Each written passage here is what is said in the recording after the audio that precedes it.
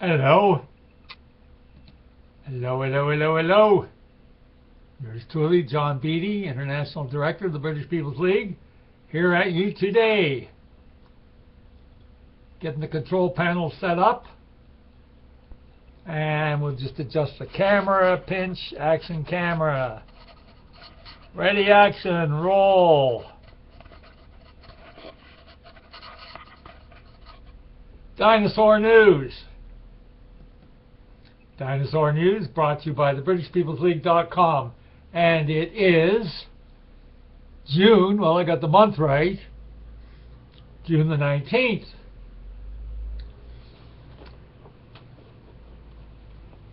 So we'll start today off by reading some much appreciated suggestions for the shows. I fully acknowledge that I've become repetitious. Someone once told me years ago I'm the best excuse maker on the planet. Now the repetitious part is a two-way street. Very boring to regular listeners, much appreciated, regular listeners. But for new listeners who haven't heard what you have to say and don't want to start backtracking on the YouTubes, you know, in the days of the internet, people just like a quick, easy route.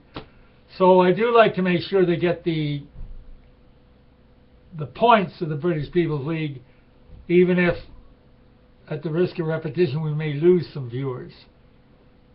I notice, though, that the viewership is slowly picking up. Okay, asking for some ideas. So here's some ideas suggested by some highly respected British patriots. As for ideas, I've already suggested the Canadian involvement in Iraq, Afghanistan, Gibraltar. Is there a grooming problem with the vast immigration population in Canada comparable to here in the motherland, the United Kingdom? The Canadian race laws are the worst in the world, so how far can he go there, if anywhere? Weekly shows is my main positive suggestion. He is not losing face by doing that. More quality and less quantity, and also much less repetition. Well said. Guilty on all counts. But having said that, guilty with an explanation on some of the points. Now, the original purpose of the British People's League is to bring in the sheaves.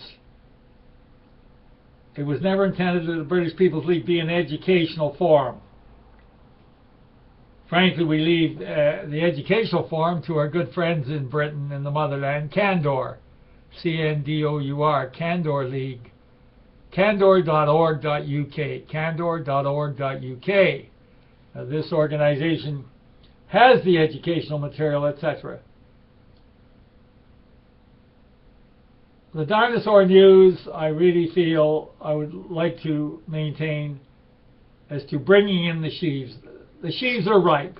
Those people that know the score.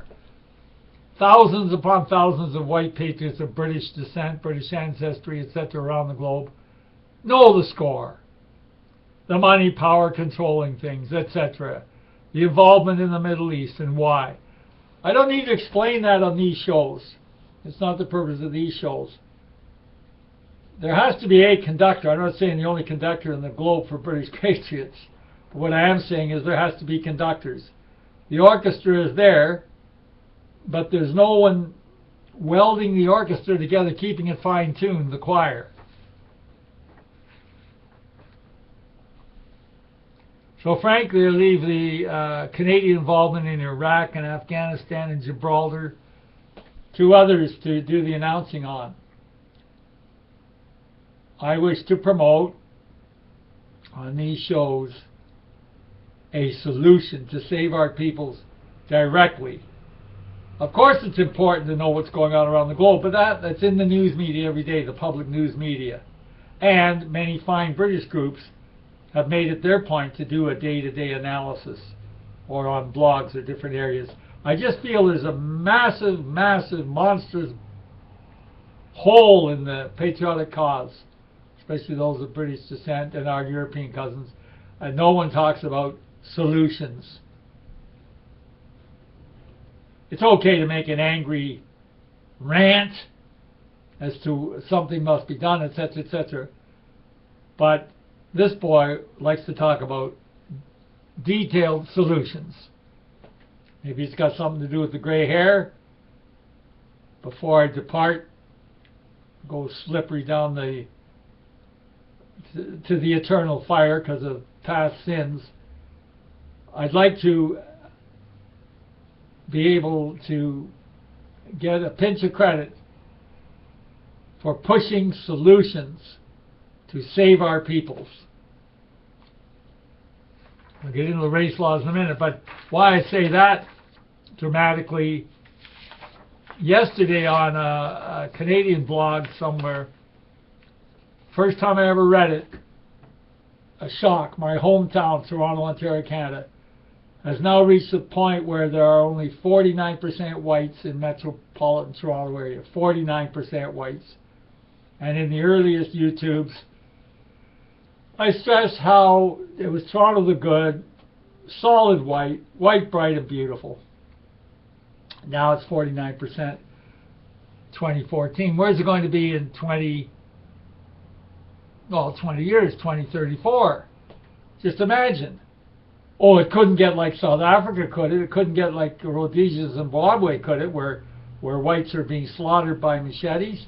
Oh, it couldn't, eh? You think the multicults change their personality when they travel from continent to continent? They certainly do not. And the smaller they see the whites become, the more aggressive they will become. The knockout games in America, peanuts. It'll be knockout games with machetes. And wasn't there that movie a couple of years ago? I do not watch the movies. Ugh. But the headlines I get. And there was that movie out a couple of years ago, Machete, promoting third worlders to make use of their machetes against the white man. I was going to really think about the points suggested to me, which I appreciate very, very much. I was going to save the show till tomorrow to really absorb those points. But I'm best in the heat of passion. But so goes Toronto, so went Leeds and Bradford and all the cities. And yes, I shouldn't make such repetition of it all, but 25 bucks. We all see what's going on. What are we going to do about it? That is the question. Some like the election route. And I must admit, a lot of attention drawn with my being a candidate separate from the British People's League, but you know, obviously still the same person. Candidate in the municipal elections has brought up a lot more attention. I must say that. But so were elections way back when the great hero for British patriots, John Tyndall, ran candidates for elections.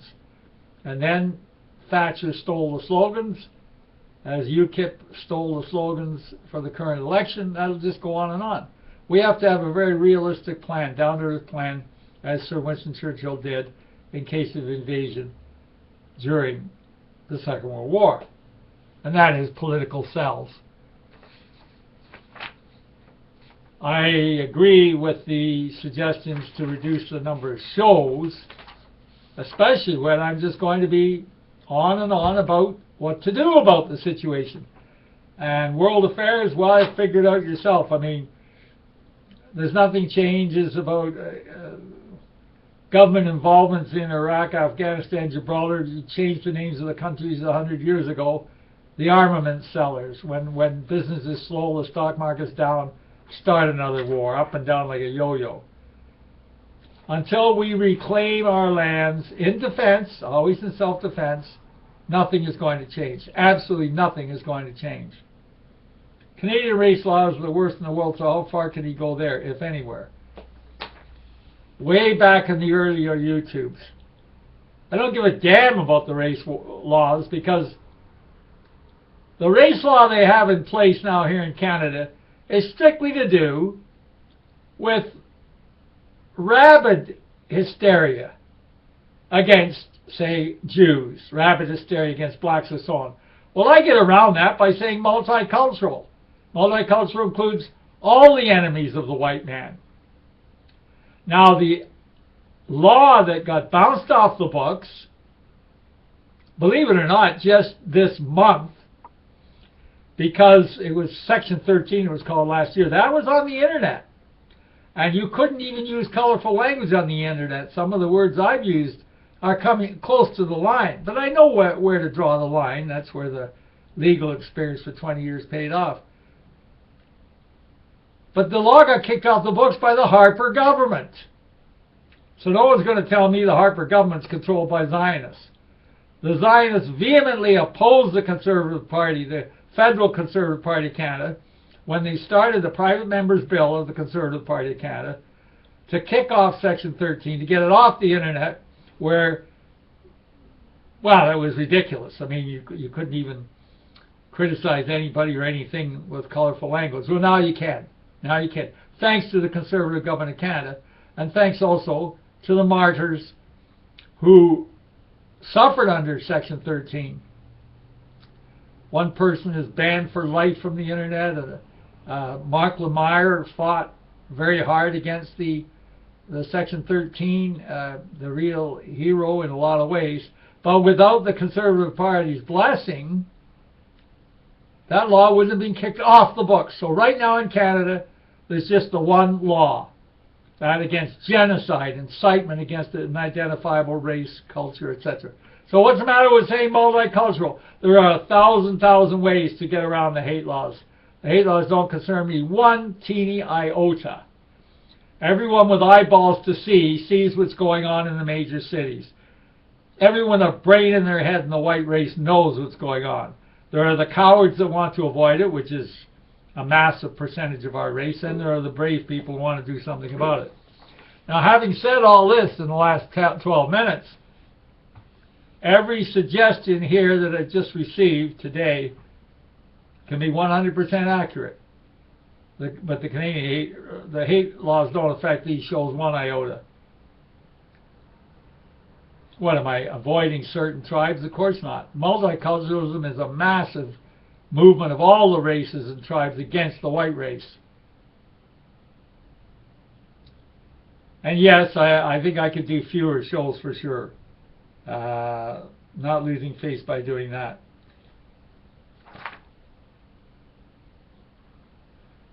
So if others out there have further suggestions, please pour them in. It gets me stirred up better. I'm always better when I'm having a discussion. When it gets stirred up, and I'm not anti the suggestions.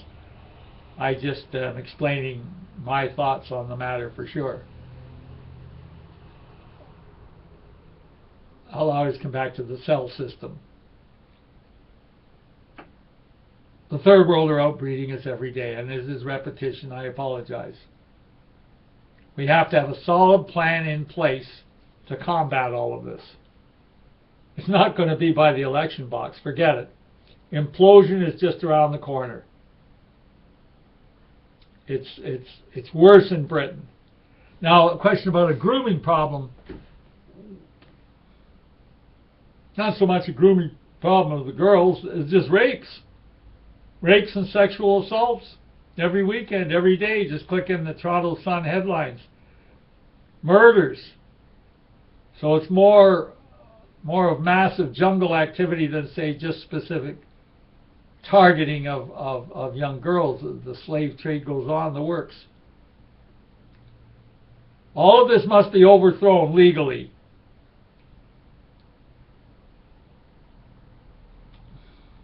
We have a constitutional loophole that can be used here in Canada called administrator. I find over the years refining the blind people, the blind list, blinds, I suppose. You can think of the blinds on a household that we're talking in private. There's quite a central core of great people on the blind list that we send out private emails to. These suggestions today are the most concrete I've had. So that's what we'll do.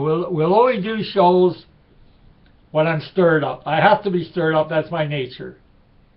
I am not the type who can plot away and write out a magnificent plan for a show for that day type of thing. I have to be stirred up on an issue. It's just my nature. I can't change my nature.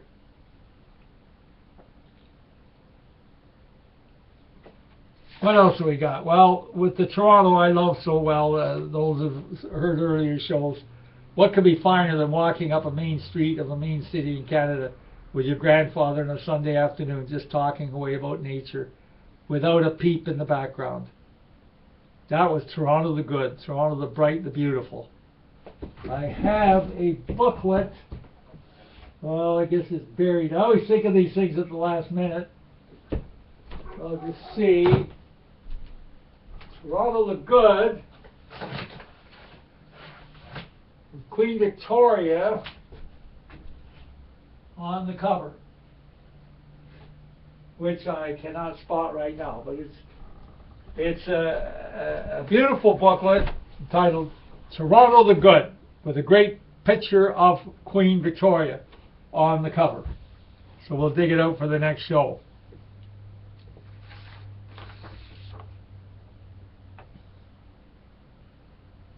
Canadian involvement in Iraq, Afghanistan, Gibraltar. I'm sorry, but what's new? There's always going to be wars created by the stockbroker boys. I maintain that with our cell structure, and supposing we did somehow manage to take our lands back, we'll get dirty. The dishes get dirty. The human dishes of mankind get dirty, including the white race. And then the young and the old give the spoiled and rotten a good kick in the ass. It straightens things out for a while. Well, right now that's what I feel the job of the British People's League is to give a good kick in the rump of the powers that be. And as said in the last show, Prime Minister Stephen Harper over here has just got his thumb in the dike. The implosion is everywhere. I repeat, the same headlines in the British newspapers. I must admit I don't know the details about Australia since my good old chum and chum of many of these viewers here, Nick Main, passed away a couple of years ago. He used to keep us provided with headlines from Australia. The headlines are the same everywhere. Just the country name is different. The headlines are the same. Multiple cults, killings, and murders of white people around the globe. And so blatantly, as in Mugabe's Zimbabwe, they've actually told the last of the Mohicans, the last of the white farmers in former Rhodesia, that you've got to give us all your farms